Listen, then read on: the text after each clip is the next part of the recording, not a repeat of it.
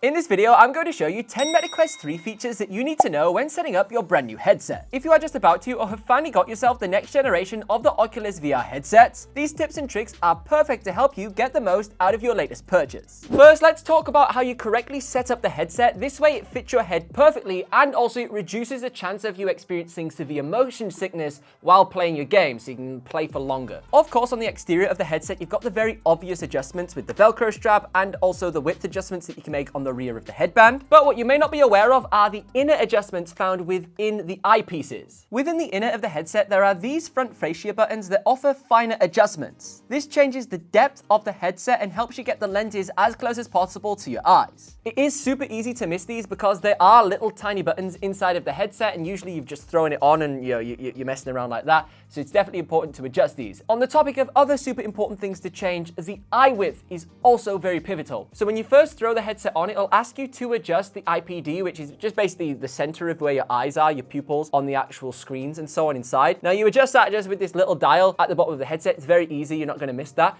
But the problem is nobody actually knows what the specific measurement is between the pupils within the eyes. They just sort of guesstimate.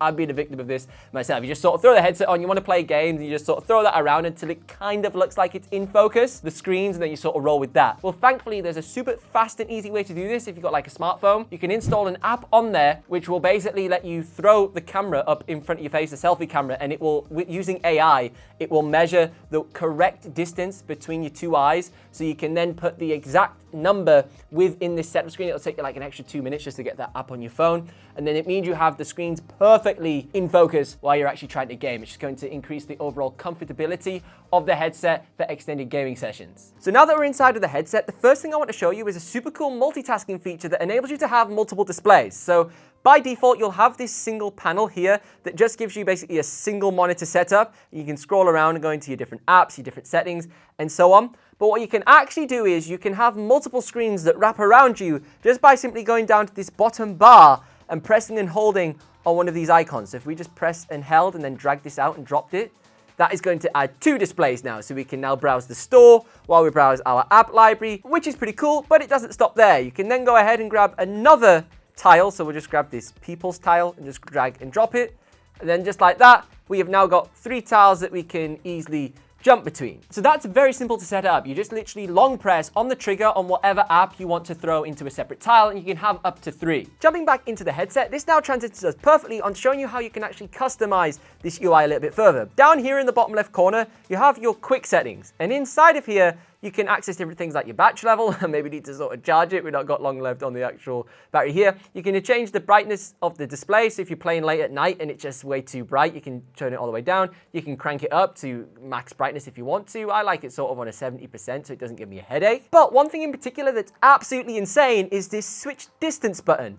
This will make your displays absolutely enormous and wrap around you. This is incredibly immersive, especially if you maybe got one tile open playing videos, you maybe got something over here like browsing the web or whatever. This makes the whole experience insane. I can't tell you how epic it feels having these massive screens just dominating your area. Another useful thing to know regarding your user interface is switching between pass-through mode and also your virtual environment. If you just simply double tap on the headset, this will transition you between your virtual space, and then if you double tap it again, this will then take you back into your pass-through camera so you can navigate your room quite safely. You can also set it up too, where if you double tap on the headset, it will open and hide that menu that appears in front of you. Now, something crazy you can do when you are inside of your virtual environment is actually customize how it appears. If you go into your main settings and then go over to personalization, here you can customize your virtual environment to all of these different presets that are available. So you would literally select and install all these different ones. You can have a space station, you can have, a retreat and so on.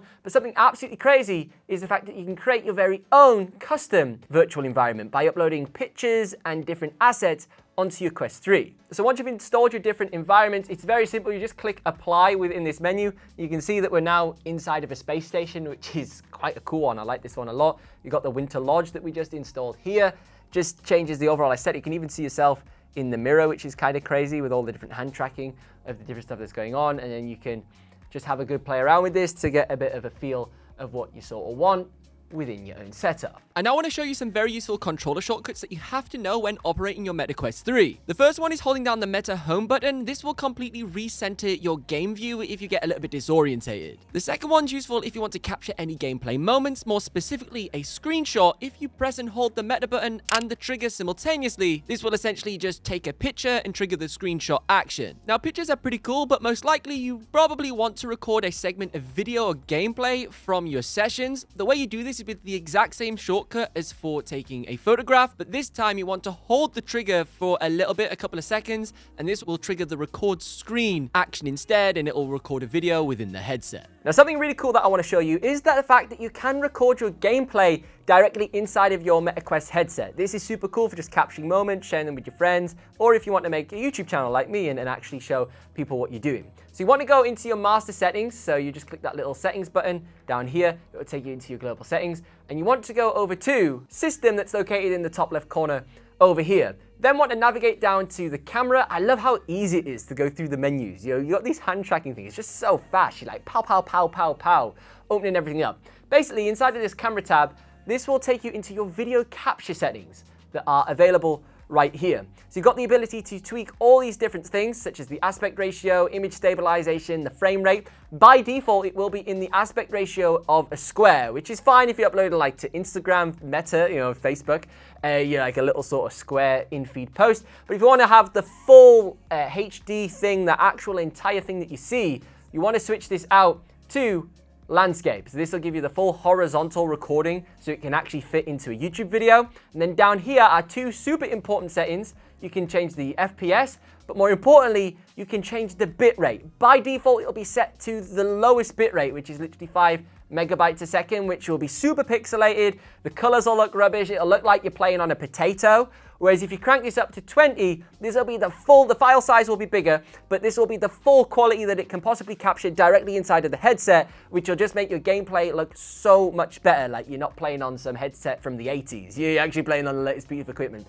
Thing to be aware of though, the size of the file will be much larger and it will probably use more battery life if it's recording at such a high bitrate while you're gaming at the same time. So it's going to fill up a lot more of the internal space, so you might want to upgrade and make sure you purchase the headset with more internal storage if you're going to be recording on this thing quite a lot. Another cool thing you can do within the Meta Quest 3 is hand tracking. Of course, you can use the controllers. These work pretty good for 99% of things, but sometimes if you want to casually use the headset, you may be watching some videos within the headset and you don't want to have the controllers in your hand all of the time, you can trigger various actions with the hand tracking. This can include things such as typing on the in-screen keyboard, picking things up with the pinch actions and moving them around the display. It's very intuitive. Even some games support the hand tracking as a predominant way of controlling the game. Now, something you may not know about the Meta Quest 3 are the included free games on the headset. Now, depending if you purchase it during a promotion, you will get some free games included. But if you actually head over to the internet browser, so you go to your Meta Quest browser, this will just basically take you to like Google, where you can go on and search for different things. And at first, you might just use this for like YouTube, watching videos, browsing social media and stuff like that, shopping on Amazon.